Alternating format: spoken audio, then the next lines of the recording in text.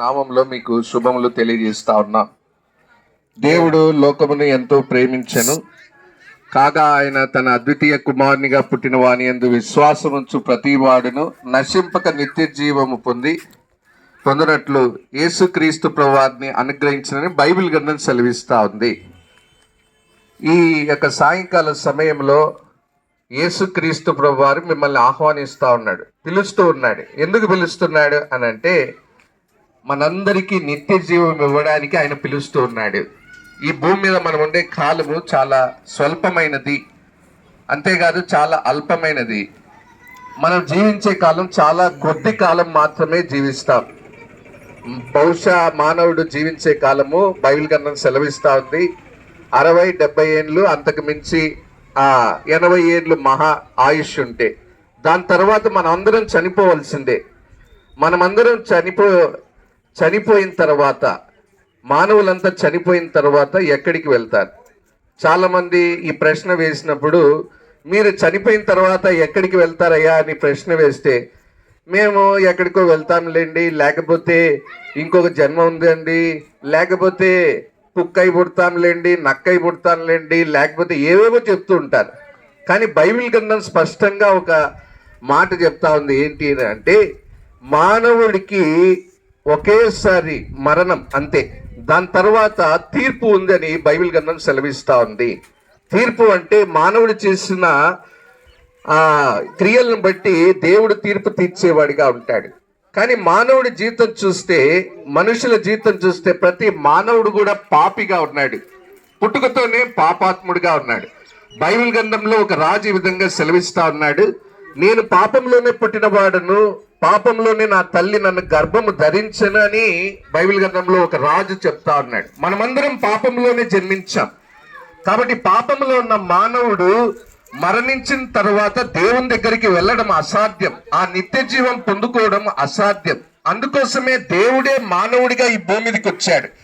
ఆ మానవుడిగా భూమి మీదకి వచ్చిన ఆ దేవుడే యేసుక్రీస్తు ప్రభువారు. యేసు అనే మాటకు అర్థం ఏంటిదంటే రక్షకుడు. యేసు అంటే తెల్లోళ్ళ దేవుడు, అమెరికా వాళ్ళ దేవుడు, లేకపోతే యేసు అంటే వేరే వాళ్ళ దేవుడు, లేకపోతే మాకు సంబంధించిన దేవుడు కాదు అని మీరు అనుకుంటూ ఉంటారు. యేసు అనే మాటకు అర్థం ఏంటిదంటే రక్షకుడు, అంటే రక్షించేవాడు. దేని నుంచి రక్షిస్తాడయ్యా అంటే, మన పాపము నుండి రక్షిస్తాడు ఆయన. అయ్యా, నేను పాపం నుండి ఎందుకు రక్షింపబడాలి అంటే నువ్వు అడగవచ్చు. ఎందుకు అనంటే, పాపము నుండి రక్షించబడకపోతే ఒక దినాన మనం నరకానికి వెళ్ళవలసిన అవసరం ఉంది. ఎందుకంటే పాపానికి వచ్చే జీతము మరణం, అది నరకం, దేవుడి నుంచి ఎడబాటు. ఆ నరకం నుంచి తప్పించడానికి దేవుడు, నిన్ను నన్ను సృష్టించిన దేవుడు, ఈ సమస్తమును సృష్టించిన దేవుడు ఒక మానవుడిగా ఈ భూమి మీదకి వచ్చి ఈ గుడ్ ఫ్రైడే దినాన ఆ కలువరి శిలువ మీద చనిపోయాడు. ఎందుకు చనిపోయాడు? చాలా మంది ఎగతాళి చేస్తుంటారు. 2 చెక్కల మీద చనిపోయాడు, 3 మేకలు లేకపోతే వేశారు అని ఆయన్ని ఎగతాళి చేస్తూ ఉంటారు. ఆయన ఎందుకు చనిపోయాడు అంటే, నా పాపాల కోసమే ఆయన చనిపోయాడు. నీ కోసం చనిపోవడానికి ఎవరు రెడీగా లేరు. మీ ఇంట్లో వాళ్ళు కూడా నా కోసం చనిపోతారు అని నువ్వు అనుకుంటావా? ఎవరు చనిపోరు. మన కోసం చనిపోవడానికి ఎవరు, త్యాగం చేయడానికి ఎవరు సిద్ధంగా లేరు. కానీ మన పాపాల కోసం, మనం చేసిన తప్పిదముల కోసం ఆ కలువరి శిలువ మీద ఆయన ఏ పాపము చేయకపోయినా నీ కొరకు, నా కొరకు ఆయన చనిపోయాడు. చనిపోవడం మాత్రమే కాదు, సమాధి చేయబడి ఆయన తిరిగి లేచాడు. ఎందుకంటే నిన్ను నన్ను ఆ పరలోకానికి చేర్చడానికి, అంతేకాదు నా పాపాలు ఉచితంగా క్షమించడానికి.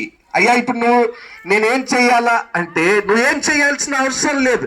యేసు ప్రభువా, నువ్వు నా కోసం చనిపోయావు, నా కోసమే ఆ కలువరి శిలువలో చనిపోయి సమాధి చేయబడి తిరిగి లేచావని నమ్మితే చాలు, ఆయన నీ పాపాలు క్షమిస్తాడు. చెప్పే నేను కూడా ఎంతో పాపములో జీవిస్తున్న వాడిని, భయంకరమైన తాగుబోతుని, ఇష్టం వచ్చినట్టు తిరిగేవాడిని, అందరినీ కొట్టేవాడిని, ఎంతో ఇష్టానుసారంగా డబ్బు ఖర్చు పెట్టి, అంతేకాదు చదువు ఉందని ఎంతో పొగరుతో తిరిగేవాడిని. ఇటువంటి సమయంలో దేవుని దగ్గరికి వచ్చినప్పుడు, యేసు ప్రభువారి దగ్గరికి వచ్చినప్పుడు, యేసు ప్రభువారే సత్యదేవుడని ఆయన దగ్గరికి వచ్చినప్పుడు ఆయన నా జీవితం మార్చాడు.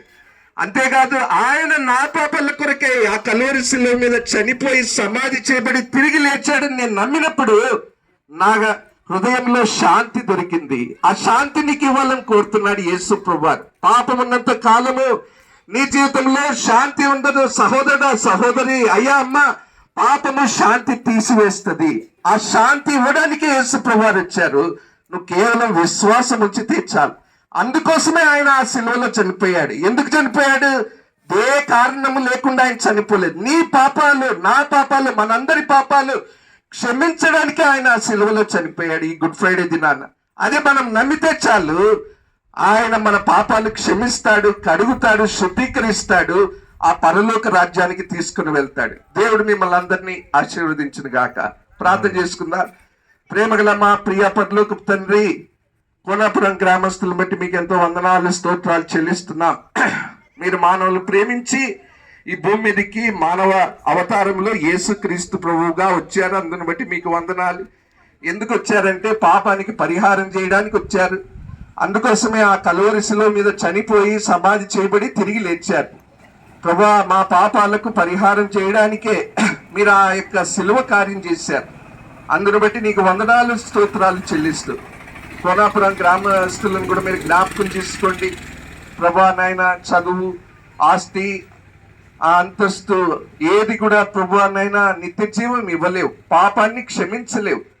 దాని కొరకై నువ్వు పరిహారం చెల్లించావని అది నమ్మితే చాలు, ఉచితంగా మీరు రక్షణ ఇస్తారు. అది గ్రహించడానికి సహాయం దయచేయమని ప్రభా, వారి హృదయాల్లో మీరు కార్యం జరిగించమని యేసుక్రీస్తు ప్రభువారి నామమున ప్రార్థించి స్తుతించి వేడుకొంచున్నాం మా తండ్రి. ఆమేన్.